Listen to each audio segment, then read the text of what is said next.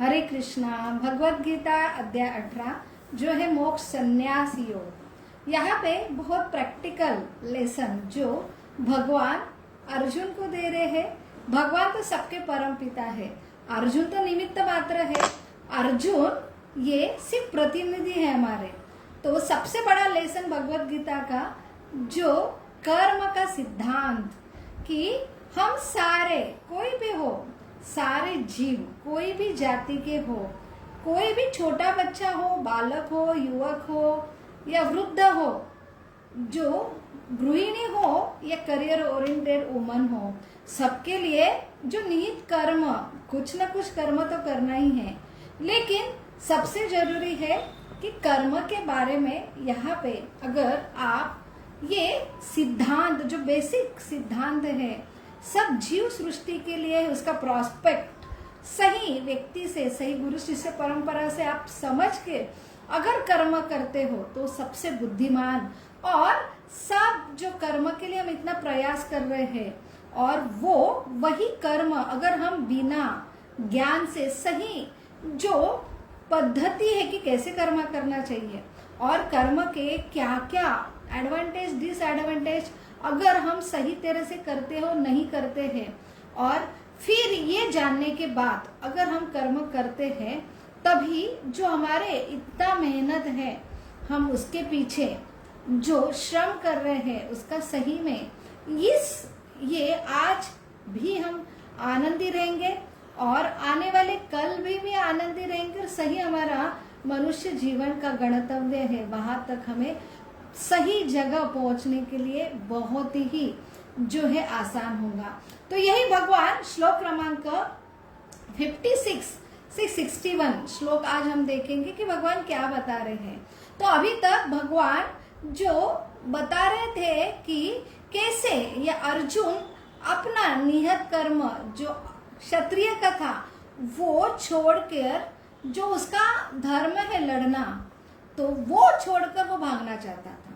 तो हमें भी हमारे जीवन में ऐसा अनुभव आता है कि सही में हम सब कष्ट कर रहे हो, लेकिन हमारे जो कर्म के वजह से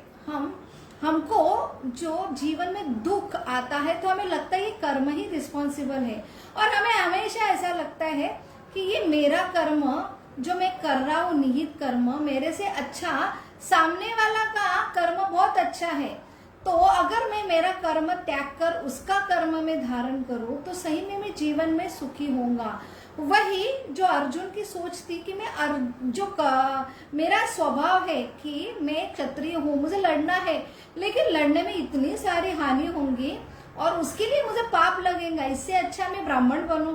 तो ब्राह्मण ये बनना चाहता है, अपना खुद का नियत कर्म त्याग कर मैं दूसरे का कर्म करूंगा तो मैं इस सारे कर्म के रिएक्शन से बचूंगा। यही बेसिक जो है भगवत गीता का ये सही जो प्रश्न है और सही उत्तर अभी भगवान दे रहे हैं कि कैसे अपने अपने निहित कर्म करते समय आपको हानि भी नहीं, दुख भी नहीं, और सही तरह से आप आपके गणतव्य पे पहुंच जाएंगे अगर सही निर्देशन हो। बस निर्देशन सही होना चाहिए। तो हम जो कर्म करते जिसमें फंस जाते, दुख का अनुभव करते, क्यों? क्योंकि हमारे तर्क से, हमारे बुद्धि से हम कर्म करते हैं। लेकिन भगवान यही समझा रहे कि कर्म जो है आपका अधिकार जो है करने का। जैसे भगवत गीता में दूसरे अध्याय में 47 नंबर के श्लोक में जो भगवान बता रहे हैं कर्म का बेसिक जो सिद्धांत है, जो कर्मण्य व अधिकारस्य मा फलेषु कदाचिन मा कर्म फल हेतुर्भु माते संगस्ते अकर्मणि, अर्थात आपको सबको कर्म करने का अधिकार है, परंतु वो कर्म के फल के लिए आप अधिकार नहीं मांगो। और ये कर्म के फल अलग अलग होते हैं, आप फ्रस्ट्रेट होते हो इसलिए आप कभी कभी कर्म न करने का डिसीजन लेते हैं, ये भी आपके लिए सही नहीं है। तो कर्म तो करना है, लेकिन कर्म ये जैसे अभी तक बताया है बेसिक जानकारी है कर्म के बारे में, हर जीव को पता होना चाहिए कि कर्म के फल के लिए क्यों आप अधिकार नहीं मांगना चाहिए, क्योंकि कर्म के अधिकारी 5 फैक्टर हैं जो अभी तक भगवान ने ये 18वें अध्याय में सबसे महत्वपूर्ण जो इंफॉर्मेशन है कर्म के लिए, जो हम आत्मा, लेकिन हम कहाँ कर्म करते हैं, ये शरीर, ये हमारा स्थान है, जहाँ ये फैक्ट्री है वहां पे हम कर्म कर रहे हैं, तो शरीर भी इसका कंट्रीब्यूशन लेता है। उसके बाद इंद्रिय जो मशीन जैसे काम करते हैं उनका भी बहुत हाथ है कर्म में, और उसके बाद ये मशीन के पीछे एनर्जी है, वो एनर्जी जो है हमारा प्रयास कि हम इंद्रिय द्वारा कर्म करवाते हैं। लेकिन सबसे जरूरी फैक्टर है कि जो अधिकारी व्यक्ति है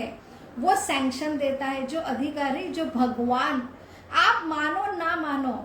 जो सबसे जो अंदर बैठे हैं वही शरीर देता है, इंद्रिय देता है, एनर्जी देता है। जैसे फैक्ट्री का मालिक, फैक्ट्री भी उसकी है, मशीन भी उसकी है, एनर्जी भी उसकी है, इलेक्ट्रिसिटी उसकी है, और आप जो है वहां पे आपको पेमेंट मिलता है, तो आप भी उनके हैं। तो अल्टीमेटली आप जो प्रयास कर रहे हैं उसका जो प्रोडक्ट है उसके हकदार आप कैसे बनोगे। तो वही भगवान यहाँ समझा रहे हैं कि अर्जुन आपको कर्म करना है, लेकिन कर्म का फल कि मैं इतने लोगों को मारूंगा तो मुझे पाप लगेगा, ये कर्म के फल के अधिकारी आप नहीं हो।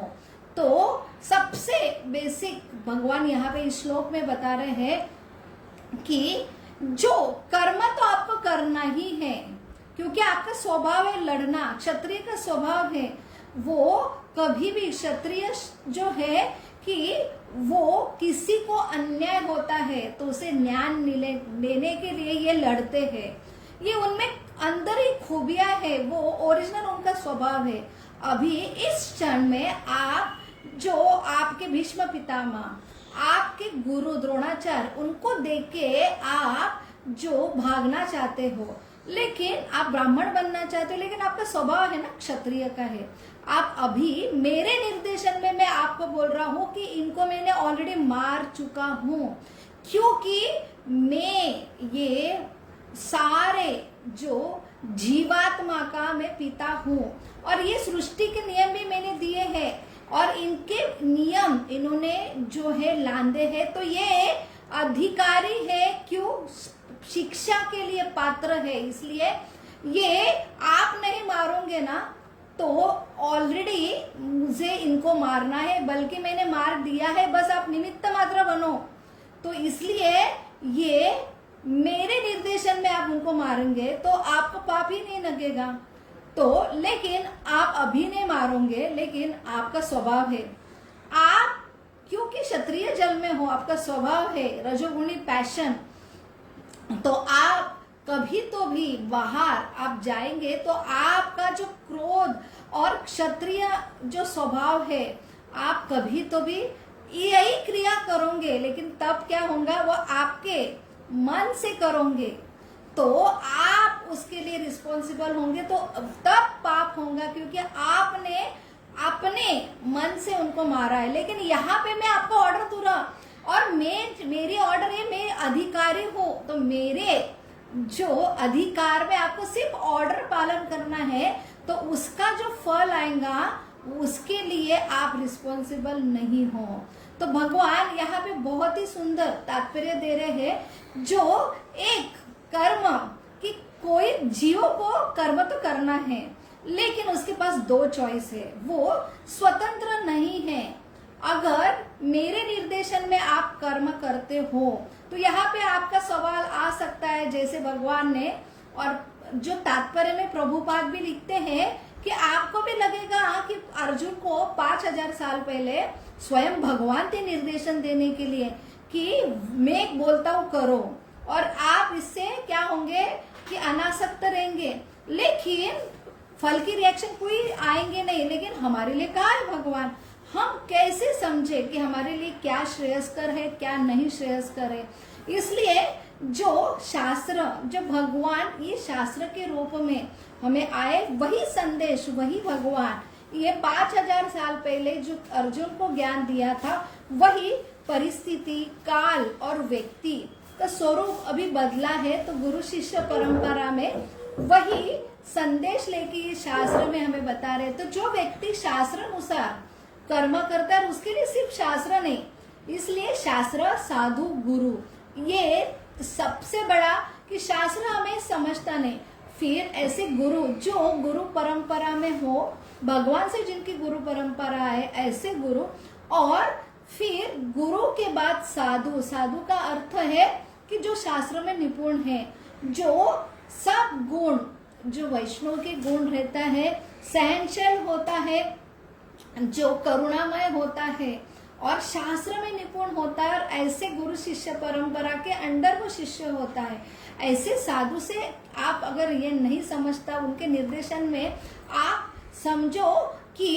कौन सी कर्म करना चाहिए और कौन से नहीं करना चाहिए। तो जो शास्त्र में बोला है भगवान की वाणी, वो हमने करना चाहिए, तो वहां पे हमें रिएक्शन नहीं लगेंगे, उसे कृष्ण भावनामृत कर्म कहा जाता है।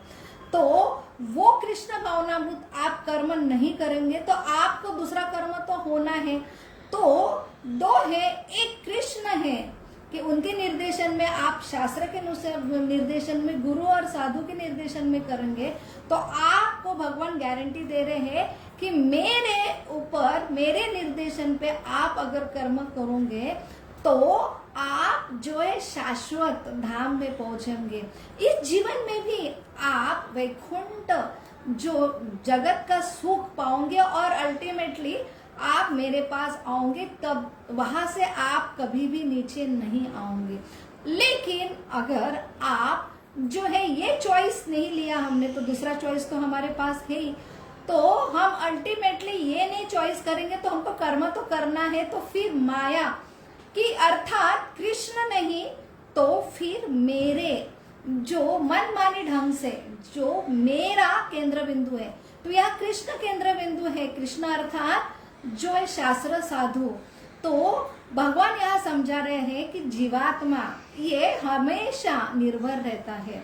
तो वो डिपेंड रहता है इधर कृष्ण या माया। कृष्ण का अर्थ है जो भगवान के लिए मैं कर्म करता हूँ, उनके प्रसन्न के लिए कर्म करता हूँ, और वो निर्देशन मुझे गुरु और जो साधु गुरु शिष्य परंपरा में मुझे मिलता है, वो है कृष्ण भावनामृत कर्म, कृष्ण के प्रसन्न के लिए। और ये नहीं करेंगे तो हमारा खुद के प्रसन्न के लिए काम करते हैं, और हम इंडिविजुअल जो स्वतंत्र समझ के काम करते हैं। लेकिन यहाँ पे भगवान ने बताया है कि जो 61 नंबर का श्लोक है कि कैसे हर जीवात्मा के हृदय में, जो भगवान हृदय में उपस्थित रहते हैं, और फिर ये यंत्र है माया का, ईश्वर सर्वभूताना हृदयेषु अर्जुन तिष्ठति ब्राह्मम यन सर्वभूतानि यंत्र आरूढ़नि मायया, कि आप जिस शरीर में आप है वो यंत्र है, यंत्र, और जो माया का यंत्र अर्थात आपने जैसी जैसी इच्छा की, स्वतंत्र मुझे रहना है, तो पिता जो भगवान है उन्होंने आपको, आपके हृदय में वो रहते हैं, वो भूत भी जानते हैं, वर्तमान भी जानते हैं, भविष्य भी जानते हैं। भले ये शरीर हम त्यागते हैं तो हम सब कुछ भूल जाते हैं, लेकिन भगवान ये परमात्मा रूपी आपका सब इच्छा जो लिख के रखते हैं, और फिर आपका अकाउंट देखते हैं कि आपने अपना इतने इच्छा के बाद आपने अच्छा अकाउंट पुण्य किया है, तो उसके हिसाब से आपको अगला शरीर मिलता है। तो ये शरीर जो है यहाँ पे यंत्र आरूढ़ी माया, या तो ये माया का अर्थ है मेरे एंजॉयमेंट के लिए मुझे ये यंत्र सृष्टि प्रदान करते हैं, ऐसे अलग अलग शरीर, और इसमें जो आरूढ़ होते हैं, फिर ये माया के निर्देशन में, अर्थात मेरे प्रसन्न के लिए, वो मेरा स्वरूप नहीं है। माया का अर्थ है मेरा जो स्वरूप नहीं है। तो मेरा स्वरूप क्या है? मैं जो प्रोडक्ट हूँ भगवान का, अंश का, तो मैंने उनके प्रसन्न के लिए काम करना चाहिए, लेकिन मैं मेरे प्रसन्न के लिए काम करता हूँ, तो ये मेरा ओरिजिनल स्वरूप नहीं है। तो आप अगर आपके खुद के प्रसन्न के लिए काम करते हैं, लेकिन आपका कुछ भी नहीं है, शरीर भी है, एनर्जी भगवान की है, सारे परमात्मा जो निर्देशन दे रहे हैं वो भी भगवान का ही एक्सपांशन है, तो फिर आपका कुछ भी नहीं है, फिर भी आप आपके प्रसन्न के लिए काम करते। तो ये जैसे चोर जैसा है कि एक घर में जाता है, घर उसका नहीं है, सामग्री उसकी नहीं है, लेकिन वो वहां पे रह के वो हक जताता है कि ये सब है ना वो मेरा है, तो मेरे प्रसन्न के लिए मैं उसका सारा जो हूँ वो इसका इस्तेमाल करूँ, और जिससे मेरे प्रयास से जो कुछ प्रोडक्ट अगर तैयार होता है उसके लिए मैं खुद को ये अधिकार जतो ये मेरा है। तो इसमें तो आप फंसने ही वाले हो। तो यही भगवान बता रहे हैं कि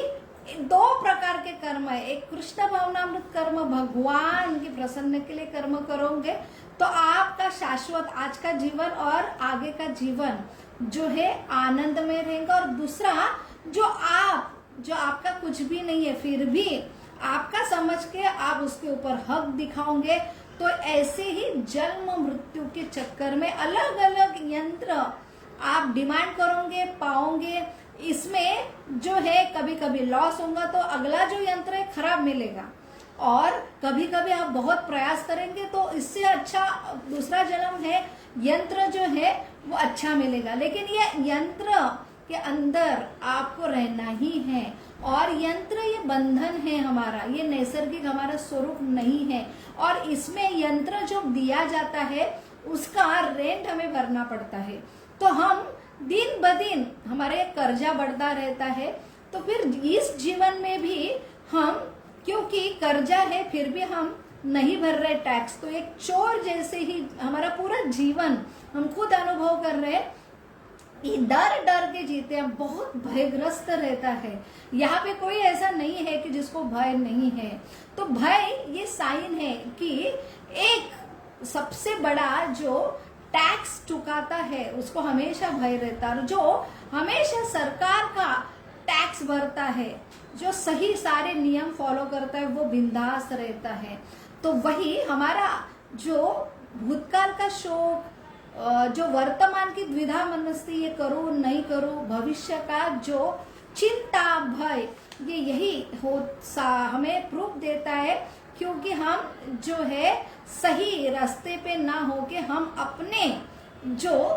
खुद के प्रसन्न के लिए काम करते हैं, लेकिन खुद का अस्तित्व हमें पता नहीं है। तो यही सबसे बड़ा इंफॉर्मेशन भगवान दे रहे हैं। तो उसके पूर्व भगवान ने 55 नंबर के श्लोक में जो 18 अध्याय में भक्त्या माम अभिजानाति, तो ये इंफॉर्मेशन कैसे समझी, तो भगवान यहाँ पे एक रास्ता बताया कि अभी कर्म जो फंसे तो आपको कर्मयोग करो, ज्ञान योग करो, जो है यम नियम प्रत्याहार करो, उसके बाद ब्रह्मभूत प्रसन्नात्मा ये स्टेज पे आओ, फिर आप जो सत्व गुण में स्थित रहेंगे, फिर जो आपको ऊपर उठने का जो रास्ता मिलेगा तब मेरा दर्शन मिलेगा। लेकिन ये बहुत ही एक क्लिष्ट, नीचे से ऊपर जाना बहुत ही जो है अवरोह पद्धति बहुत डिफिकल्ट है। हमें भी पॉसिबल नहीं ऐसा बहुत कड़क यम नियम करना, प्रत्याहार करना। लेकिन दूसरा जो मार्ग है ना, तो ऊपर से नीचे आना, वो आरोह पद्धति है, जिसमें भगवान बोलते हैं आपको ये नहीं जमेगा तो आप सिंपल है कि हमेशा मेरे बारे में श्रवण करो। तो आज आप कर्मयोगी, ज्ञान योगी, ध्यान योगी नहीं हो रहे हो, आपके पास कैपेसिटी नहीं है, तो सबसे बेस्ट और सिंपल जो मार्ग है कि हमेशा मेरे बारे में सुनो, सिर्फ श्रवण करो। सही जो गुरु शिष्य परंपरा जो भगवान बता रहे कि भक्त्या माम, जो मेरे भक्त है, जो मुझे सिर्फ और सिर्फ प्रेम करते और उनका कोई भी जो आशा नहीं है, अभिलाषा नहीं है, उनके मुख से मेरा बारे में सुनो। तो ये सिर्फ श्रवण करने से भक्ति योग जो सब ज्ञान योगी, ध्यान योगी जो प्राप्त करते अंतगत्वा, तो आपको पहले स्टेज में ऊपर से नीचे आएंगे, क्योंकि आपको डायरेक्ट मेरे से संपर्क आएगा, तो आप मुझसे प्रेम करोगे और मेरे प्रेम के लिए सब कुछ करेंगे, तो अल्टीमेटली ये भक्ति योग, और भक्ति योग से तुम मुझ तक पहुंचेंगे। मेरे बारे में डायरेक्ट आपको ये सारा जो ज्ञान की भी जरूरत नहीं, कर्म की जरूरत नहीं है, डायरेक्ट मुझसे आप सही गुरु से अगर आप मेरे से कनेक्ट होंगे तो ये रास्ता आपके लिए बहुत ही आसान है। जैसे एग्जाम्पल में एक छोटा बच्चा खोया है, वो फिर प्रयास कर रहे मैं इतना दुख में क्यों हूँ, क्योंकि वो अनाथ है, अटापटा नहीं है, तो सब काम उसको हर खाने के लिए, पीने के लिए, कपड़े के लिए बहुत कष्ट करके उसको ये जीवन में ये जहाँ पे वो खोया है वो वहां पे बहुत कष्टदायक जीवन कर रहा है, लेकिन किसने तो भी बोला कि आपका कोई तो पिता है, तो फिर वो ढूंढ रहा है, वो अपने प्रयास से ढूंढ रहा है, फिर धीरे धीरे धीरे धीरे उसे समझ में आता है, फिर वो पहुंचता है। तो एक ये है, दूसरा है कि आपको यही बच्चे को एक ऐसे व्यक्ति मिलते हैं कि वो डायरेक्ट बोलते हैं कि आपके पिता का एड्रेस मुझे पता है, बस आप उनके बारे में सुनो। फिर ये जो बच्चा है उनके ऊपर विश्वास रख के डायरेक्ट वो पिता से पहले मिलता है, पिता फिर जो डायरेक्ट उसका घर का एड्रेस मिलता है और डायरेक्ट पिता से उसका मिलन होता है। तो ये सारा ज्ञान अपने प्रयास से ज्ञान योग, कर्म योग, ध्यान योग करने की उसे आवश्यकता नहीं है, डायरेक्ट जो पिता का आश्रय मिलता है, बस वो जो व्यक्ति है वो गुरु है। तो हमने सही गुरु के पास अगर जाते हैं तो हमें इतना जो ज्ञान योग, ध्यान योग, कर्म योग करने की आवश्यकता नहीं है। तो वही सिंपल भगवान ने रास्ता बताया जो है भक्त्या माम अभिजानाति। तो ये सिर्फ और सिर्फ भक्ति से, जो भक्त है उनसे आप मेरे बारे में सुनेंगे तो डायरेक्ट मेरा एड्रेस आपको मिलेगा और आप डायरेक्ट सबसे ऊंचा भक्ति योग में स्थिर होंगे और फिर मेरे लिए आप कर्म करेंगे, जिसे कृष्ण भावनामृत कर्म कहते हैं। और इससे आप इस जीवन में भी और आप जो है ऐसे शाश्वत जो भगवत धाम में आप पहुंचेंगे, जहां से फिर से आपको इस जगत जहां पे सबकी कर्म की बहुत क्लिष्ट रिएक्शन है, सबका रेंट देना पड़ता है और फिर दुख की श्रृंखला चालू होती है, उसमें आप कभी नहीं आओगे, क्योंकि मेरे प्रेम में जो है सेवा में आप जो है जुड़ जाओगे। हरे कृष्णा कृष्ण कृष्ण हरे हरे, हरे राम राम राम हरे हरे। हमारे आखिरी श्लोक बाकी है 18 अध्याय अर्थात भगवत गीता के। तो सबसे बड़ा तात्पर्य अभी आने वाला है कल परसों की कैसे भगवान डायरेक्ट निर्देशन देते हैं उनको भक्तों को कि मेरे शरण में आओ। ऐसा गुह्य अति गुह्य संदेश जो अपने प्रिय पुत्रों को ही भगवान दे रहे हैं, जो आगे के जो श्लोक में हम कल देखेंगे। हरि बोल।